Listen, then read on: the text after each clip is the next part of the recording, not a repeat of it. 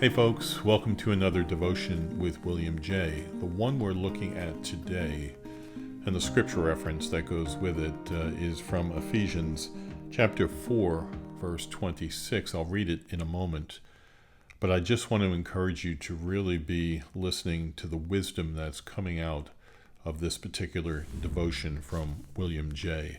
I don't know about you, but I know there are times when it's only after the fact that I realize I've succumbed to the wiles of the devil, his temptations and his ways, his manipulations, his schemes, and so on.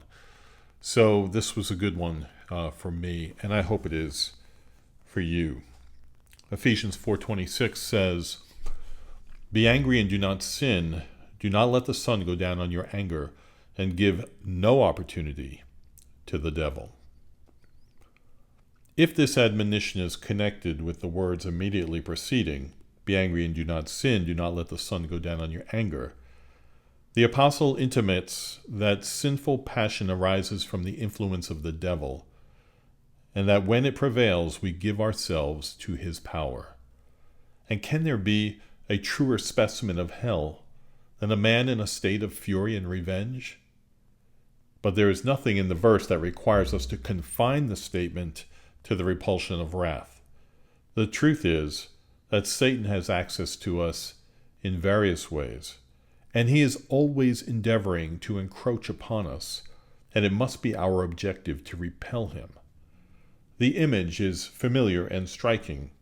If an enemy was trying to enter your field, your garden, or your house, you would withstand him, for you would see that as you yielded, he would advance. In every successful temptation, Satan gains upon us and takes a position which we ought to have kept. With regard to how we think about this devil, we will depend on the scriptures alone for the facts. The sacred writers as much supported the doctrine of diabolical agency as they do of God. They make use of the same terms and phrases in one case as in the other. Is God said to open the eyes of our understanding? Satan is said to blind the minds of those who do not believe. Is God said to work in us to will and to do? Satan is the spirit that now works in the children of disobedience. Are Christians filled with the Spirit? And Peter says to Ananias, "Has Satan filled your heart?" But while the fact is proved, nothing is said of the mode in which these operations are carried on. However, we cannot think that it is always done personally and directly. This would involve an impossibility. If Satan were soliciting every individual to sin in every part of the earth at the same time, he would have to be omnipresent and omniscient. But he is the God of this world, and having under him all that is in the world, the lust of the flesh, the lust of the eye, and the pride of life, and having all the errors and wickedness which he has introduced into our region to make use of such a depraved nature as ours to work upon, he has power enough to employ indirectly for all his purposes. For example, the bird does not need to be afraid of the fowler if he keeps away from his gun and his snare, for he is in not much danger from his fingers. How is the fish taken? The angler does not wade into the water and seize it by hand. He does not even see his prey, but he reaches it and secures it by a baited hook at the end of his line and rod. Yet he catches the fish, and would do the same if his rod and line were a mile long. There are many reasons why we should not give place to the devil. One is because his plans are always bad. He may transform himself into an angel of light, and he may endeavor to introduce his evils and mischiefs under specious names, representing covetousness as laying up wealth for the children, and pride as dignity, and revenge as a fitting spirit, and cutting back on religious matters as prudence, and conformity to the world as winning others for Christ. Thus we are hardened through the deceitfulness of sin. But we ought not to be ignorant of Satan's devices. We read of the depths and of his wiles, and God in his word tears off all his disguises and shows us at once that his aim is only to ensnare, enslave, rob, degrade, wound, and destroy.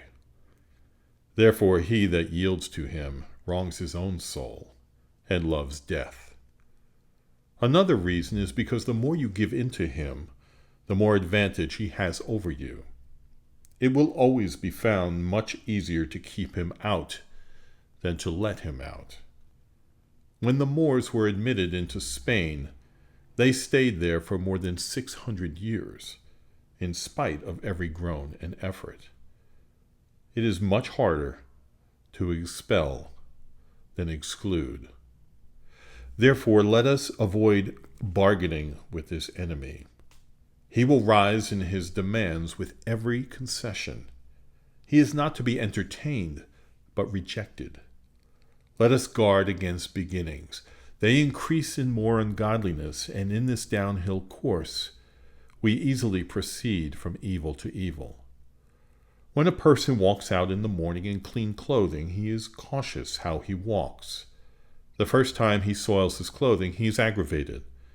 But the second time offends him less, and the fourth much still less, until he finally says, "It doesn't matter anymore," and heedlessly rushes on. The youth are not immoral at once, but bad company ruins good manners. The first time he complies with the temptation, he feels reluctance, and after the crime is committed, his conscience strikes him. But the degree of this is overcome by every repetition that follows, and the irreverence of the Sabbath, the drunkard, the sensualist, all go boldly on, waxing worse and worse. One sin naturally leads to another, and prepares for another, pleads for another, and renders another necessary, either by way of finish or concealment. And so David, to hide his adultery, commits murder, and then sinfully ascribes this to the providence of God. Another reason is because you do not have to yield to him. You are not forced.